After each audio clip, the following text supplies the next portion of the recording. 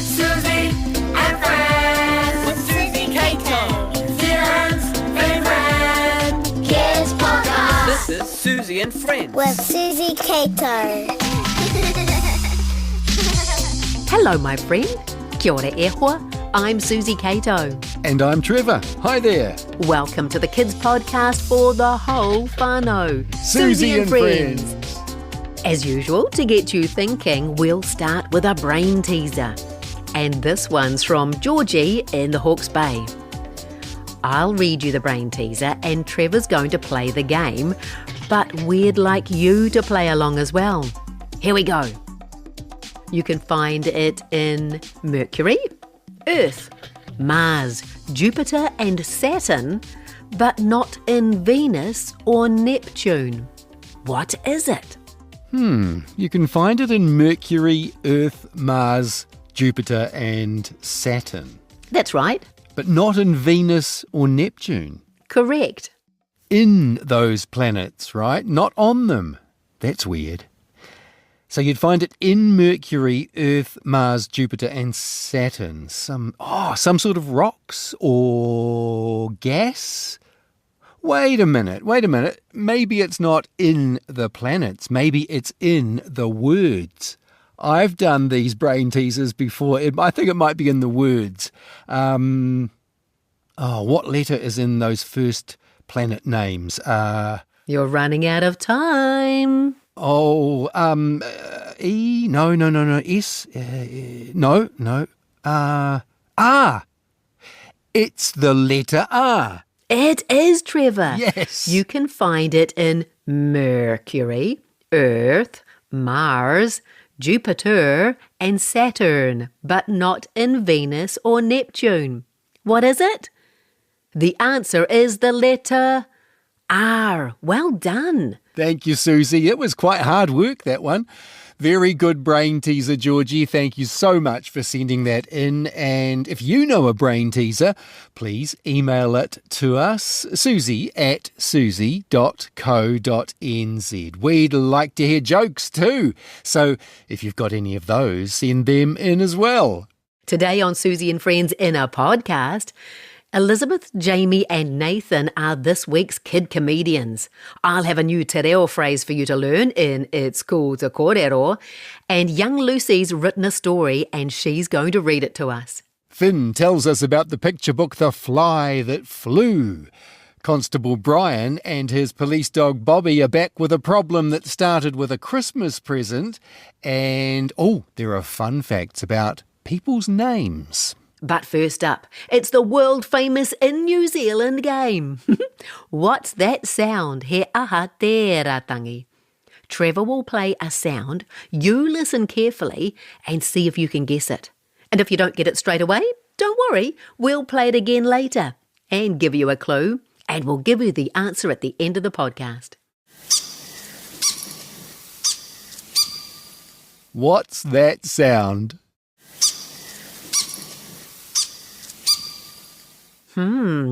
What's that sound? He aha te ratangi. You might think you know the answer, but it could be a little harder than you think. There's a clue coming soon to help you. Yes, it is trickier than you might think. Now, here are the week's funniest jokes sent in by kids just like you, Elizabeth, Jamie and Nathan. What do you call a bear with no teeth? I don't know. What do you call a bear with no teeth? A gummy bear. What do you call a flying skunk? I don't know. What do you call a flying skunk? A skinkcopter. A stinkcopter? Why did the chewing gum cross the road? I don't know, Nathan. Why did the chewing gum cross the road? Because he is stuck on the chicken spot. It's New Zealand's favourite kids show, Suzy and Friends, with Suzy Cato. Awesome job, kids. That is Elizabeth, Nathan and Jamie with the best jokes of the week. This is Suzy and Friends in a podcast with Suzy, Cato and Trevor. And we get lots of emails from kids. Those kids all have names. Some have unusual names. Some have the same names as lots of other kids. And sometimes that gets confusing. I was in a classroom recently and there was one person called Fravash, but there were 2 Bellas and 2 Jadens. In another class, there were 3 Charlottes. Anyway, Suzy and I got thinking about names. So this week's fun facts are about names. Fun facts. Fun facts. Fun facts. Fun fact number 1, the most popular boys' names in New Zealand last year were Leo, Jack, Luca, Noah and Oliver. Fun fact number 2, the most popular girls' names in New Zealand last year were Harper, Amelia, Isla, Olivia and Charlotte. And fun fact number 3, the most original or unusual names in New Zealand last year were Zephyr, Atlas, Thelonious, Persephone, Callista and Zinnia. What cool names, all of them. And that's fun facts for today. Thank you, Suzy. Finn's here soon to talk about a book he read recently, but first, Constable Brian and his police dog Bobby.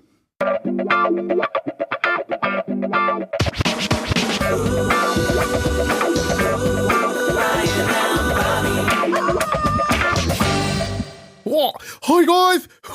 Well, Wolfie got a bike for Christmas, but there's one problem. He doesn't get a helmet, so he's been borrowing mine for the time being. Kia ora, and well done for doing that too, Bobby. It's really lucky that your helmet fits Wolfie as well, I guess. But you know the rules, buddy. Oh, I sure do. No helmet, no riding your bike. And that's it, Bobby. Everybody wants you to have fun, but nobody wants you to get hurt. Well, I get that, Constable Brian, but why is a helmet so important? Well, guys at home, do you know? Let's put it this way. Your skull, or the bone part of your head, is really hard, but your brain isn't, and it needs all the protection it can get when you do stuff like cycling or skateboarding or even out on your scooter, Bob. Well, hold it right there, back the truck up. My head is hard, but your brain isn't. But isn't my brain inside my head? It is, Bobby, but if your head gets hurt, then there's a chance that you could hurt your brain, and your brain is much softer and delicate than your head. If your brain gets hurt, it might not ever be able to be fixed. Yeah, I get that, Constable Brian, but as long as... What the... Did you say never be fixed? Uh-huh, and even worse than that, Bobby, because your brain is so complex, nobody can tell what will happen to your brain if you hurt it. So, you might have an accident and your brain gets damaged, and then, let's say, you never like the taste of dog biscuits again. What the... That's impossible, Constable Brian! Well, with a head injury, nothing's impossible, Bobby, and that's why you need to look after your head with a helmet when you do fun activities where there's a chance that you could hurt your head. Oh, jeepers. Oh, I didn't realise it was that serious, Constable Brian. Well, Bobby, the sad thing is in New Zealand, over 90 people a day get a brain injury. Oh, ouch. Well, so I guess the important thing to do is look after your noggin and make sure it doesn't get a flogging. Spot on, Bobby. Look after your head and your brain because what happens to them could affect you and the way your body works for the rest of your life. Of course, one of the best ways you can look after your head, Bobby, and your brain at the same time is to... Oh, I got those, Constable Brian. Always wear your helmet. Or your lid, or your portie, or your melon protector, or your... I think we get it, Bobby. Your helmet. Right then, Constable Brian, I am off to get my helmet back from Wolfie. Well, no need, Bobby, because I've noticed that you were growing out of your old helmet, so I've got you a brand spanking new one here that's a wee bit bigger. What? Wicked! Oh, thanks, Constable Brian. Oh, this is so choice. Hey, guys, think smart, stay safe. And keep you cool. What choice! I'm off to the park, Constable Brian, to ride my bike with Wolfie. Actually, I'll come with you, Bob, and I'm going to go for that run at the same time, if that works okay with you guys. Oh, sure does, Constable Brian. You can carry my water bottle too. Yeah, I should have guessed.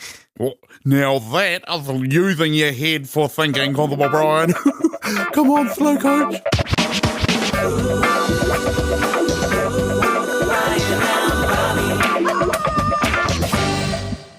This is Suzy and Friends. With Suzy Cato. And Brian and Bobby are back next week when they get wet. OK, now let's see how you're doing with our game with no prize. What's that sound? He aha tēratangi. You might sort of know what it is, but we need to know exactly what it is. Here it comes. What's that sound? And your clue for today is, what a pretty tail. OK? What a pretty tail. Oh, good clue, Suzy. Thank you. We'll play the sound again at the end of Suzy and Friends, and we'll give you the answer as well. Hey, Finn's here now, talking about a book he read recently. Hi, my name is Finn. I'm 10 years old and I'll be reviewing the book The Fly That Flew. It is written by Monique Rowe and illustrated by Rebecca Gibbs.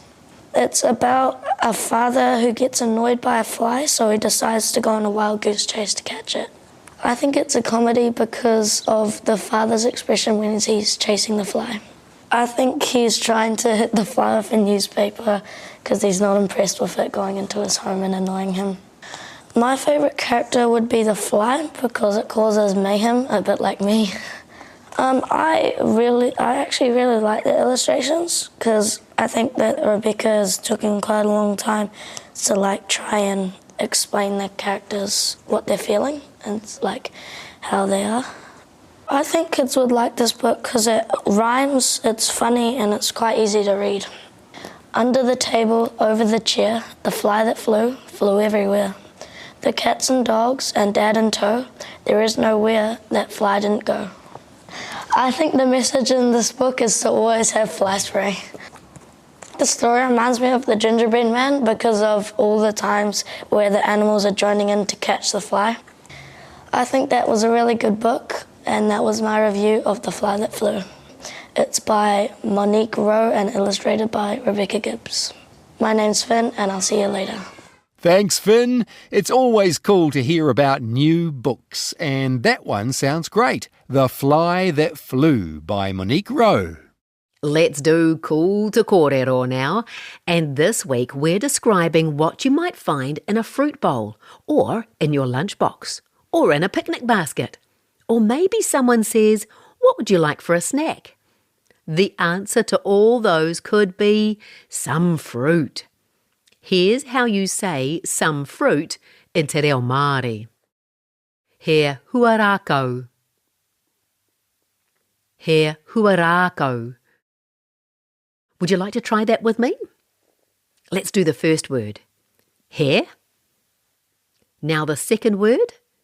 Huarako. Great! Now both words. He huarako.